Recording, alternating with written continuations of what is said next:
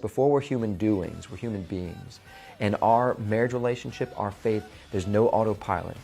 We can't just assume that it's going to work out because we love each other. It's because we love each other that we work on it.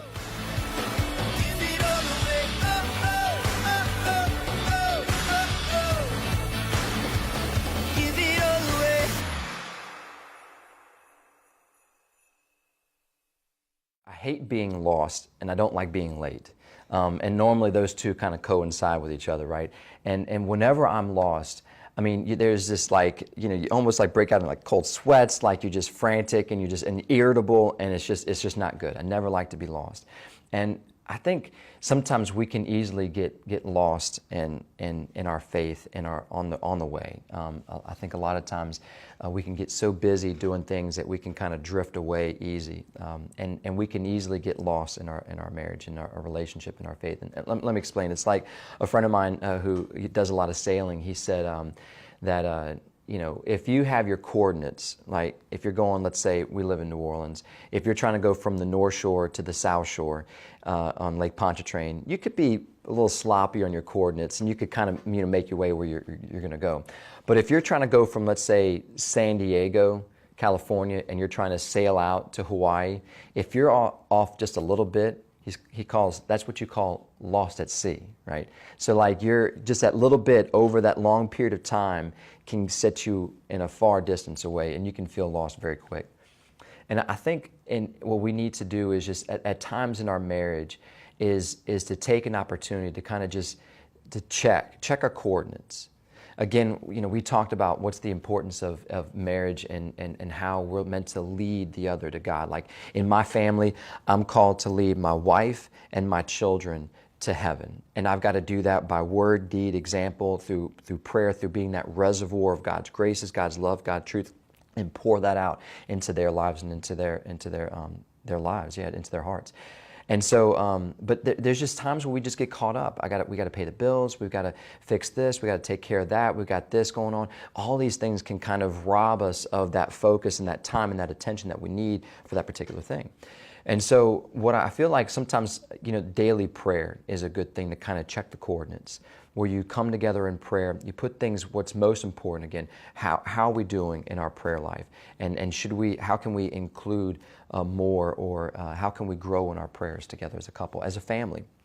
Another thing that's really good is just to have these opportunities, date nights for your two spouses to go out on a date night, and not just talk about the fun things and reminisce, which is I think a very healthy thing, but to spend time maybe talking about maybe some of the more weightier things of their marriage, like ask your spouse, how are you doing in your faith right now? Where do you see God in our relationship, in your relationship with Him?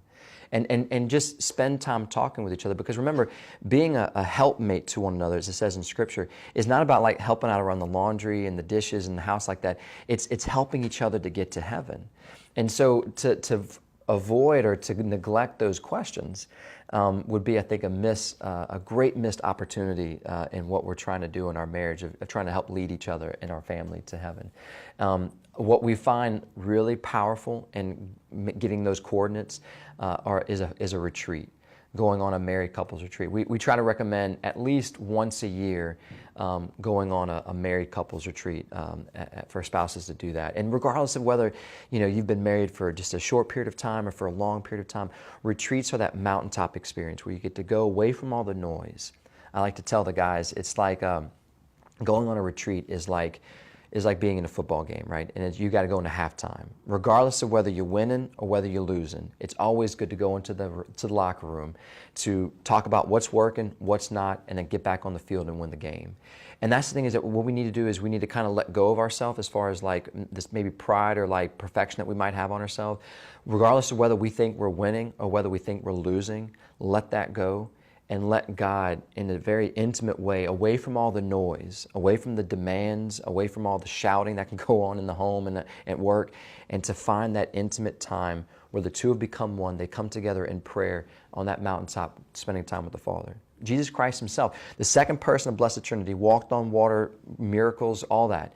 He Himself, when the crowds would push on Him, in Luke's Gospel, it said He would go to the mountaintop and spend the night in prayer with the Father. Before he gave the Our Father, before he picked the 12 apostles, the whole night was in prayer. So he's reminding us before we're human doings, we're human beings. And our marriage relationship, our faith, there's no autopilot. We can't just assume that it's going to work out because we love each other. It's because we love each other that we work on it, that we work it out.